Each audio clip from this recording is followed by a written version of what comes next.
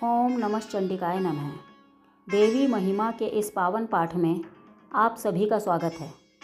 आज हम दुर्गा सप्तशती के चौथे अध्याय का पाठ करेंगे, जिसमें इंद्रादि देवता माँ भगवती की स्तुति करते हैं। माँ जगदम्बा की कृपा हम सब पर बनी रहे।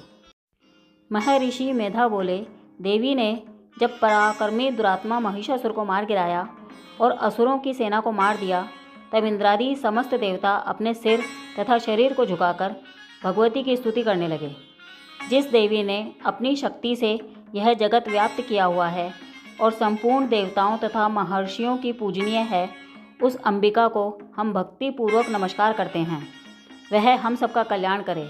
जिस अतुल प्रभाव और बल का वर्णन भगवान विष्णु, शंकर और ब्रह्मा जी भी नहीं कर सके, वही चंडिका देवी इस संपूर्ण जगत का पालन करे और अशुभ भय का नाश करे।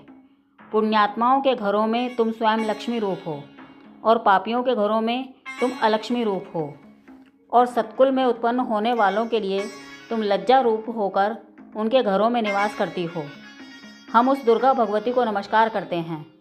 हे देवी, इस विश्व का पालन करो। हे देवी, हम तुम्हारे अचिंत्य रूप का किस प्रकार वर्णन करें। असुरों के नाश करने वाले भारी पराक्रम तथा समस्त देवताओं और दैत्यों के विषय में जो तुम्हारे पवित्र चरित्र हैं, उनको हम किस प्रकार वर्णन करें।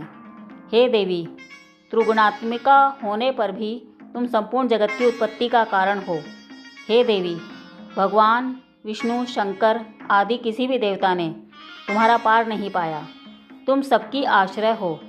यह संपूर्ण जगत तुम्हारा ही अंश रूप है, क्योंकि तुम सबकी आदिभूत प्रकृति हो। हे देवी, तुम्हारे जिस नाम के उच्चारण से संपूर्ण यज्ञों में सब देवता तृप्ति लाभ करते हैं, वह स्वाहा तुम ही हो। इसके अतिरिक्त तुम पितरों की तृप्ति का कारण हो, इसलिए सब आपको स्वधा कहते हैं।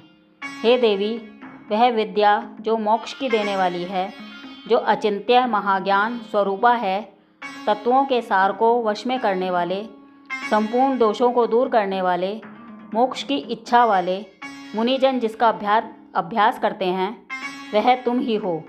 तुम वाणी रूप हो और दोष रहित ऋग तथा यजुर्वेदों की एवं उद्गीत और सुंदर पदों के पाठ वाले सामवेद की आश्रय रूप हो। तुम भगवती हो। इस विश्व की उत्पत्ति एवं पालन के लिए तुम वार्ता के रूप में प्रकट हुई हो, और तुम संपूर्ण संसार की पीड़ा हरने वाली हो। हे देवी, जिसने सारे शास्त्रों को जाना जाता है, वह मेघा शक्ति तुम ही हो, और दुर्गम भव सागर से पार करने वाली नौका भी तुम ही हो। लक्ष्मी रूप से विष्णु भगवान के हृदय में निवास करने वाली और भगवान महादेव द्वारा सम्मानित गौरी देवी तुम ही हो। मंद मुस्कान वाले निर्मल पूर्ण चंद्रबिंब के समान और उत्तम स्वर्ण की मनोहर कांति से कमनीय तुम्हारे मुख को देखकर भी महिषासुर क्रोध में भर गया। यह बड़े आश्चर्य की बात है। और हे देवी, तुम्हारा यही मुख जब क्रोध से भर गया तो उदय काल के चंद्रमा की भांति लाल हो गया और तनी हुई भौहों के कारण विकराल रूप हो गया। उसे देखकर भी महिषासुर के शीघ्र प्राण नहीं निकल गए। यह बड़े आश्चर्य की बात है। आपके कुपित मुख के दर्शन करके भला कौन जीवित रह सकता है। हे देवी, तुम हमारे कल्याण के लिए प्रसन्न हो। आपके प्रसन्न होने से इस जगत का अभ्युदय होता है, और जब आप क्रुद्ध हो जाती हो तो कितने ही कुलों का सर्वनाश हो जाता है। यह हमने अभी अभी जाना है कि जब तुमने महिषासुर की इतनी बड़ी सेना को देखते देखते मार गिराया। हे देवी, सदा अभ्युदय देने वाली तुम जिस पर प्रसन्न हो जाती हो, वही देश में सम्मानित होते हैं। उनके धन यश की वृद्धि होती है, उनका धर्म कभी शिथिल नहीं होता, और उनके यहाँ अधिक पुत्र पुत्रियाँ और नौकर होते हैं। हे देवी, तुम्हारी कृपा से धर्मात्मा पुरुष प्रतिदिन श्रद्धापूर्वक यज्ञ करता है और धर्मानुकूल आचरण करता है, और इसके प्रभाव से स्वर्गलोक में जाता है, क्योंकि तुम तीनों लोकों में मनवांछित फल देने वाली हो। हे माँ दुर्गे, तुम स्मरण करने पर संपूर्ण जीवों के भय को नष्ट कर देती हो, और स्थिर चित्त वालों के द्वारा चिंतन करने पर उन्हें अत्यंत मंगल देती हो। हे दारिद्र्य दुख नाशिनी देवी, तुम्हारे सिवा दूसरा कौन है। तुम्हारा चित्त सदा दूसरों के उपकार में लगा रहता है। हे देवी, तुम शत्रुओं को इसलिए मारती हो कि उनके मारने से दूसरों को सुख मिलता है। वह चाहे नरक में जाने के लिए चिरकाल तक पाप करते रहे हों, किंतु तुम्हारे साथ युद्ध करके सीधे स्वर्ग को जाएं, इसलिए तुम उनका वध करती हो। हे देवी, क्या तुम दृष्टिपात मात्र से समस्त असुरों को भस्म नहीं कर सकती? अवश्य ही कर सकती हो, किंतु तुम्हारा शत्रुओं को शस्त्रों के द्वारा मारना इसलिए है कि शस्त्रों के द्वारा मरकर वे सीधे स्वर्ग को जाएं। इस तरह से हे देवी, उन शत्रुओं के प्रति भी तुम्हारा विचार उत्तम है।